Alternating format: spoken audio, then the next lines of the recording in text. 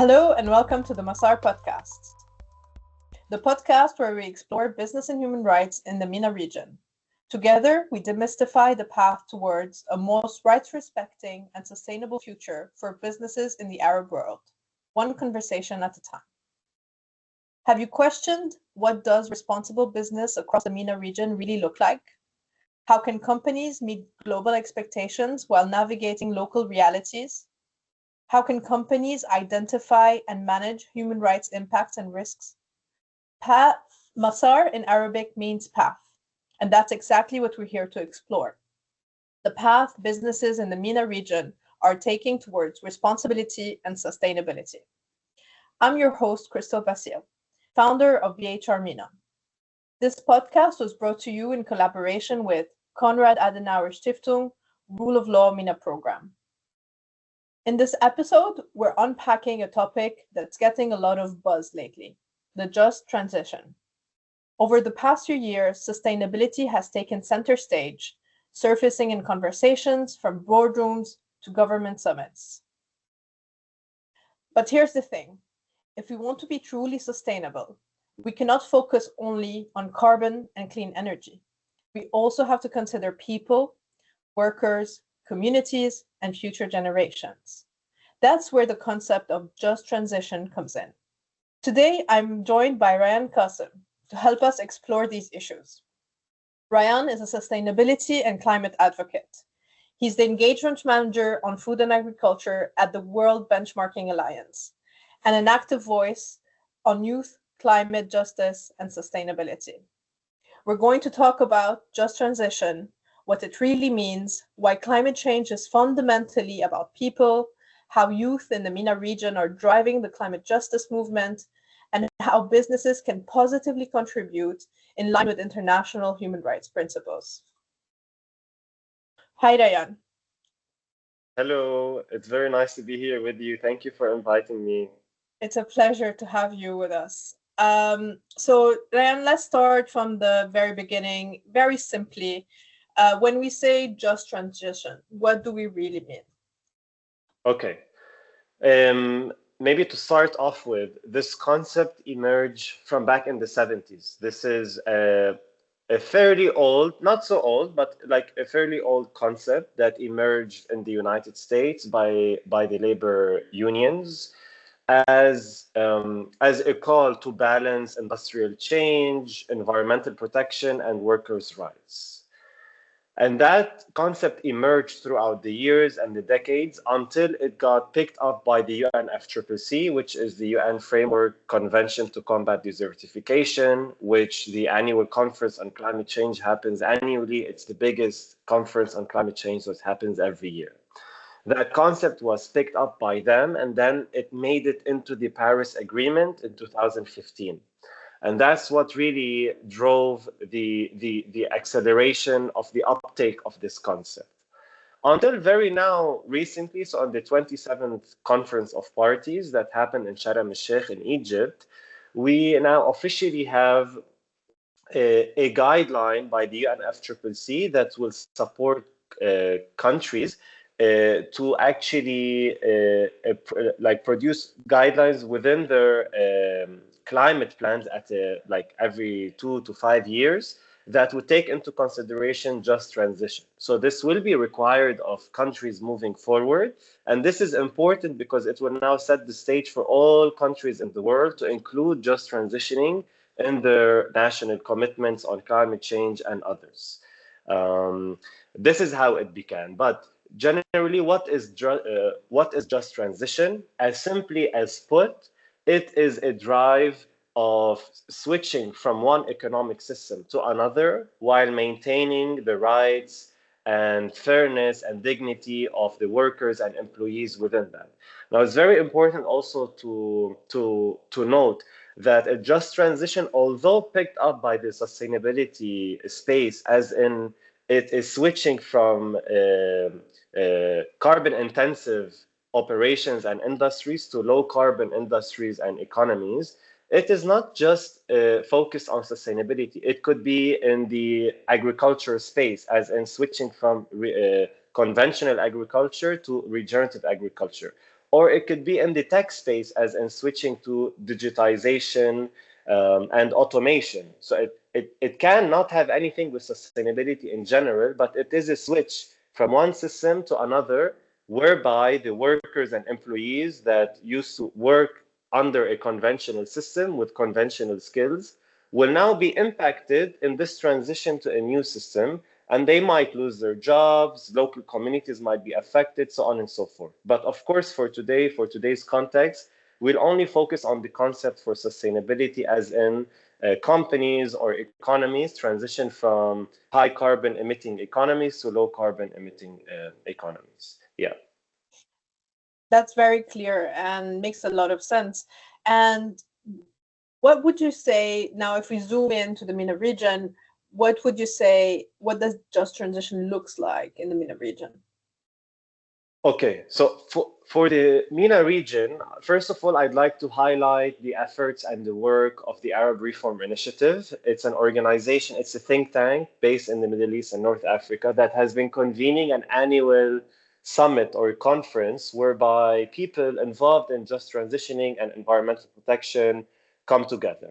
And through those dialogues over multiple years now, we've been able to arrive at some principles. And just also to highlight that there is no globally agreed on definition of just transition. It really varies from region to region, from local community to another, from country to another. And there are multiple definitions that I can bring up today, some adopted by the IPCC, which is the highest scientific panel on climate change. There's another definition by the ILO, so the International Labour Organization, the UK Transition Plan Task Force, and so on and so forth. There is one in South Africa, of course.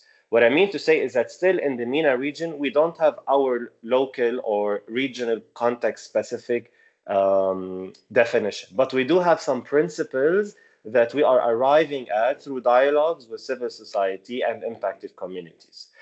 So far, what I can say is that at the global level, the definitions are more focused on, as we said, which is to transition from high carbon emitting economies to low carbon economies, while maintaining the dignity for vulnerable groups, the employment rights, the fairness and energy, social protection, so on and so forth. And the MENA, from the conversation, it was really interesting because it took on a much broader concept, as in, we'll give examples. In Lebanon, for example, or in Iraq or Syria or Yemen or other countries that have electricity cuts, switching to renewable energy, to green energy, isn't only a matter of saving the planet and reducing emissions. It's a matter of sovereignty, and it's a matter of dignity to all of society. Just think about if we have 10 hours of electricity a day in a country like Lebanon. And now, because of the switch to green energy, let's say in 10 years, we have now 17 or 20 hours of electricity a day because of that transition. That not only will impact the generation of new jobs in green energy and so on and so forth, it's going to impact all of society. Imagine the people living on ventilators who have a problem breathing because of a lack of electricity. They're also going to be impacted by more electricity, which is a win-win situation. They win, the climate win, the economy wins. Think about all the elderly people who can't go down the stairs, who now have access to an elevator so that they could go down. And also think about it from a sovereignty perspective, as in, we no longer have to go into problems because of diplomatic and political issues, as in one country bans the import and export of oil to another company or like to another country. You now have self-reliance because of a transition to renewables, which again is a notion of sovereignty. So we're winning in every aspect, and I think that is very important. In agriculture, for example, this is talking about food sovereignty. We're talking about water security, because we'll talk about this case maybe from Tunisia, as in, maybe I'll highlight it now actually. So Please do. there is this, yes, so in the process of the European Union switching away from the reliance of on Russian oil and gas, they're now trying to a transition to green energy sources, specifically from North Africa.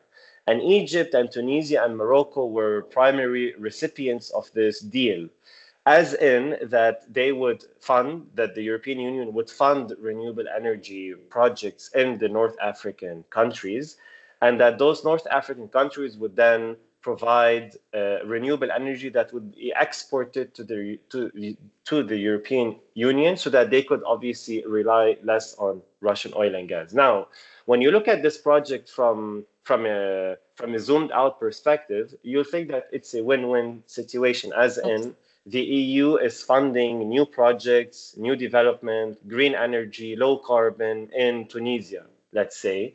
But we do have cases actually in Tunisia where unions, activists all came together and criticized this, because they said, in a country already suffering from an economic crisis and less access to electricity, we're now producing electricity in a green way, of course, and providing jobs through that, but that energy is going to the EU. It's not going back to Tunisia. And you have the same problem with agriculture, as in companies come in, they support farmers' livelihoods, they bring in jobs, but for the purpose that these products or services are exported out of the country. So maybe just to summarize on this point is that in the MENA region, just transition is a sovereignty, or has a very strong sovereignty perspective and lens to it. It not only impacts the workers that are transitioning within the companies or within the sectors, it has an impact on all of society and the national security of resources as well. Thank you, Ran. This is very insightful, especially with the example of Tunisia and the European Union projects. But I guess also to set the scene to our conversation, it's very important to note that, in fact, the MENA region is actually one of the most climate vulnerable regions. I mean, we have reports on the temperatures rising 2 to 3 times faster than the global average. And in the MENA region, we have 16 of the most water-stressed countries as well. So water scarcity, also heat stress, is one of the major implications that impact all sectors, so to speak. So which makes the MENA region and the Arab world highly vulnerable to these climate impacts, from water scarcity, heat wave, as we were mentioning, but also desertification. And all of this, as you were mentioning, it impacts people and communities in their dignity, but also in their livelihood and and their access to water, health, food, housing, and even life. I mean, when we hear of cases of death because of heat stress, or cases where people are suffering from health conditions as a result of that, it shows the close tie we have from climate implications on human rights in a very vulnerable area to all of that. And especially when you're saying that even though there is a push for, a shift towards a greener economy, it's often taken still at the expense of these vulnerable people. It's coming at the disservice to them, and it's interesting to highlight all of that. But if we come back to, I mean, now that we have a picture a little bit of what is just transition for the MENA region, maybe we can now start talking about the role of businesses and why, and of your work, maybe the World Benchmarking Alliance. If you can tell us a little bit more of that. What's the role of businesses in just transition? Why are we want to talk about it when it comes to business and human rights? Yeah, so just to give context, the World Benchmarking Alliance is a global nonprofit, and we assess the world's 2,000 largest companies on their contribution to the SDGs. So we have several benchmarks. One of these benchmarks is a just transition benchmark. We assess all of these 2,000 companies across all industries and sectors. Within that methodology, we've been able to have consultations with stakeholders, with the UN, with like a lot of research institutes who are working on just transition, to arrive at a methodology into how we can assess the role of companies. And I think that the main three things within just transition that we ask of companies is what I would call a three-step process. The first step would be that the company is expected to engage in social dialogues with the affected parties, whether it's the local communities or the workers themselves, or their formal representatives, as in the unions or other formal representatives. The second step would be that the company is expected to have a transition plan, and that this transition plan needs to be time bound and measurable at the same time. It needs to have a scale, who's going to be impacted, what are the specific actions that would be taken, so on and so forth. So there has to be a plan. And the third expectation is that the company is expected, or the companies are expected, to be investing in reskilling or providing new access to jobs for the affected workers and communities in the within this transition. So it's a three-step process, I would say: dialogue with whoever is affected, an actual plan to solve it, and what kind of skills are you bringing in to transition that. Just to give a little bit more clarity on those that don't know about the World Benchmarking Alliance, technically, once you've reviewed the company, there's like a scoring system. And that scoring system is really based on the methodology that you've just explained.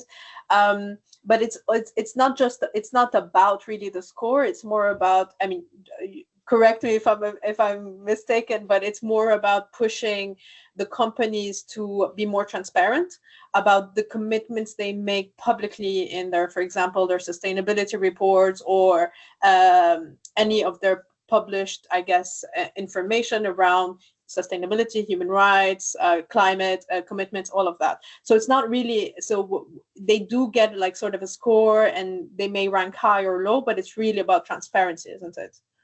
Yes, because we take a look at publicly disclosed information. So companies do not opt in or opt out of the benchmarking cycle. They do not provide us confidential information. Part of accountability for us is that everybody, all stakeholders, all society, are entrusted and are entitled to understand what companies are doing to impact people and planet, which means that they have to disclose that information publicly on their website in the English language. And yes, of course, when we do the benchmarks on climate, food, nature, tech, oil and gas, whatever that is, we have a total score. So on each indicator, they are scored, then they have a total sum. And that sum is equal to their score. It's like a report card. So it's over 100, and you score anywhere from 0 to 100. And then you also have a rank. The rank divides you among your peers in your sector.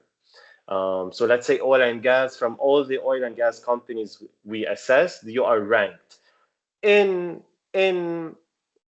motive that this would create competitiveness, it would create accountability. Of course, there is a competitive advantage for companies comparing themselves with their peers, but there is also the role of regulation, government, society, investors in particular, to drive this forward. Of course, we see a lot as well, to add on to what you just mentioned, that we see that it's important for a sector perspective sometimes to look into these issues, because sometimes there's systemic things. So for example, either local regulation that is not pushing the commitments towards a certain direction, and this is where the role of sort of peer alliances or industry alliances come into play. And this is where it's important to look at issues from a certain sector, and that said, you don't cover all sectors in the World Benchmarking. You're sort of focused on a few. Maybe we can mention them, like, so for example, oil and gas. And food and ag, mining, construction, telecom, all of these are assessed. Yeah. And if we again come back to linking them to human rights, here we know that there is big issues around, for example, worker welfare, as the region is hires intensely migrant workers, and here we come back to them being exposed to all of these climate risks, from heat stress and water scarcity, and impact on their livelihoods as well. But you also look at tech, so telecom and logistics, and here we can link it back to digital rights and data governance. But also responsibility from an ethical perspective in supply chains. You then look at the construction sector. And here we can tie it back to labor rights, again, when the migrant workers and recruitment practices and their conditions.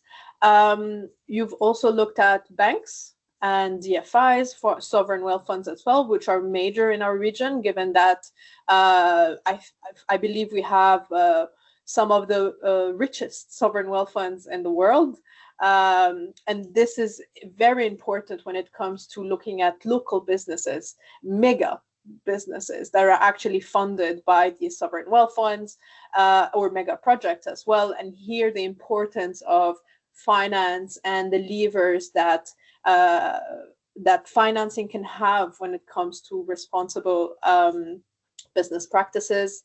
And as you mentioned, there's food and pharmaceuticals, and here we have all the implications of safe working conditions of workers in the manufacturing or in the picking or workers in the agriculture or the picking and all of that, but also as well impact on livelihood of all the farmers and small. Can you share with us some of the findings you have in the MENA region? Like what is so far the state of play of businesses when it comes to your data, to your findings? And just to say first that everything you just mentioned can be found publicly on our website, including the methodologies, the industries, the names of the companies, the assessments, even the data set and the evidence that we gather. Everything is publicly disclosed on our website. So anybody who has interest or questions can head over to the website of the World Benchmarking Alliance and find everything publicly available, including many of the companies headquartered in the MENA region.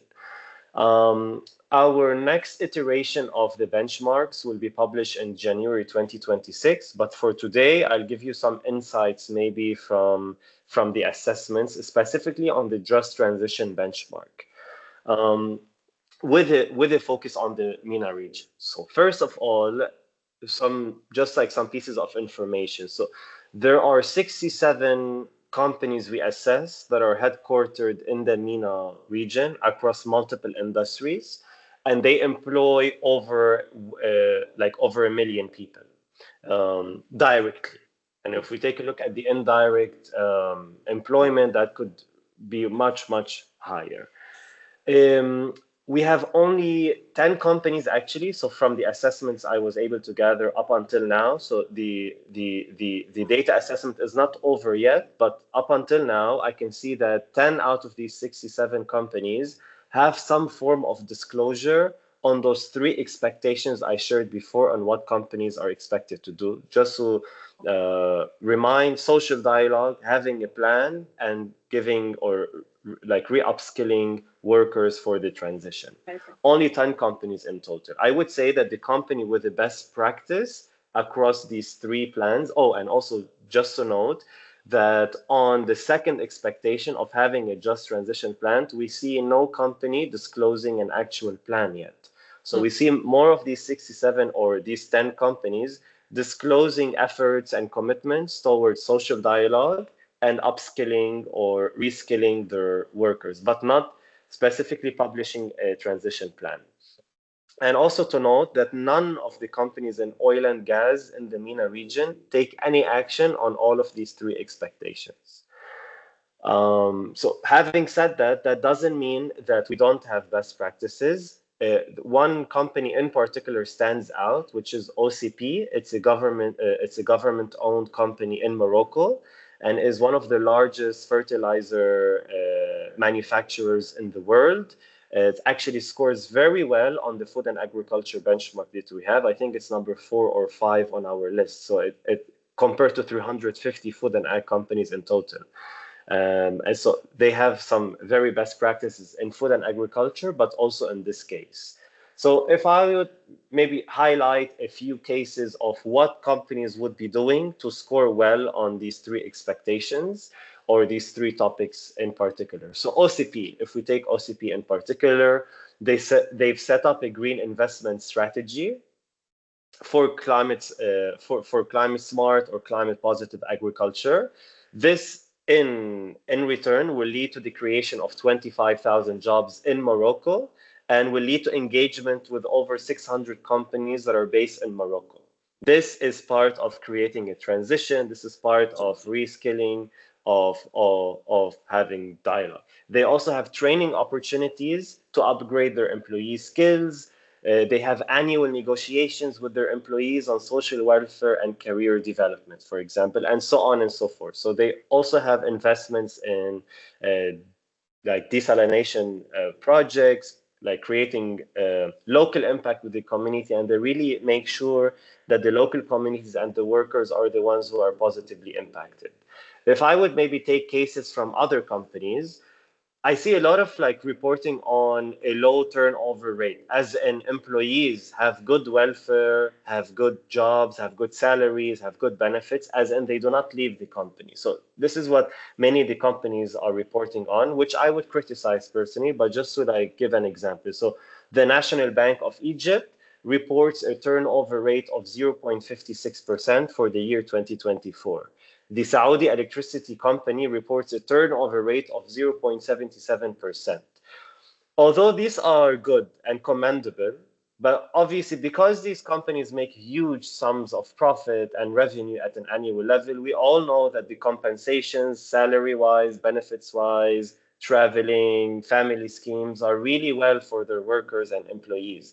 That doesn't mean that this is part of the transition, or that doesn't mean that giving welfare to employees and workers within the current economic high carbon system is like should be translated as a positive steps towards a green just transition. So it has to be met with a decarbonization plan, and of course whoever is interested can see our decarbonization benchmark and see the just transition benchmark, because a company can be decarbonizing while not doing just transition. And it's very important. And you can be doing just transition without decarbonizing. So they have to go hand in hand. Hand in hand. Because in many cases, decarbonizing implicates loss of jobs in case of, for example, use of technology or other, as you were mentioning in the beginning of the conversation, or moving away from sort of the traditional way of conducting agriculture, etc. So the workers are either they need to be reskilled in order to fit the new business model, or they're left behind basically, and they lose their job. So even though they have adequate livelihoods today, there's no guarantee that they have their jobs in the future. Correct. And you can take tons of examples from around the world. You can look at Scotland and aquaculture. People are fighting it so much. And of course, it is for legitimate reasons. But if you go and like have a drive along the coast of Scotland in the north, you'll find that most of these communities depend on this livelihood. And so if you just, like remove it completely, you are affecting thousands and thousands, if not hundreds of thousands of people. And you have this in the Middle East, especially in the Gulf area of the Middle East.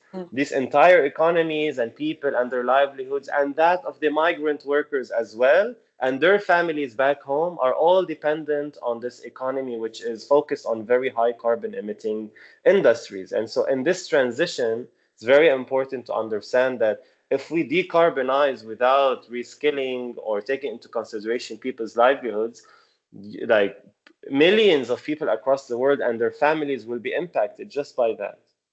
And therefore, we're far from being sustainable. Exactly. Thank you so much for all of these insights. And it's important to see that there are positive cases coming from the Middle East, even though, as you were saying, we will look closely at the full picture, I guess, in January when you publish. But it's important to see also that good examples exist. It's possible. It's not just, talk. Some businesses are also walking the walk, as they say. So it's very good to see that there is also positive outcome from that. I want to in the last segment, I want to talk about your work, the extensive work you did with youth across the region. And I know this is dear to your heart. So I'd love to know more from you and from your experience working on climate justice with youth, and what is your perspective on that, and what do you think the role youth can play, noting that they're either future employees or owners of businesses in the region. So what can you share with us on that? There's so much to uncover when it comes to like youth and the youth movement and climate justice, and of course the idea of decolonizing the concept of climate justice for young people in the region, and how climate justice isn't the same in the global north and in the global south. I don't want to go into that too much for the sake of time.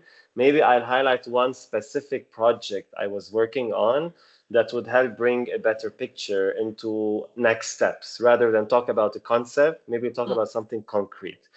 So at the time a few years ago, I was working for an organization called Youth for Nature, and I was the West Asian regional director for the organization. And as we said at the beginning of this episode, is that there is no globally agreed on definition, and that the definition starts to emerge when we have common principles. And these principles are done in consultation with communities. So what I did at the time is that I tried to create this project called Climate Justice in West Asia. And it was about highlighting what those principles for young people would be around climate justice. What does climate justice mean? What is a just transition for young people? And we did a consultation with youth from around the region, from Morocco to Yemen. And what we arrived at is what we call the big four. So four things were kind of stopping or acting as obstacles for young people to demand a greener future for the Middle East and North Africa. Those are, number one, militarization and conflict. Unless that is solved across the region, we cannot achieve climate justice. And of course, there are the cases of Iraq, Syria, Yemen, whoever is within that realm. The second is fossil fuel dependence. And I think we just highlighted that a little bit in the Gulf, and the economies and the people and their livelihoods that would be dependent on that. So unless we tackle this dependence on fossil fuels, it would be difficult for young people to achieve climate justice.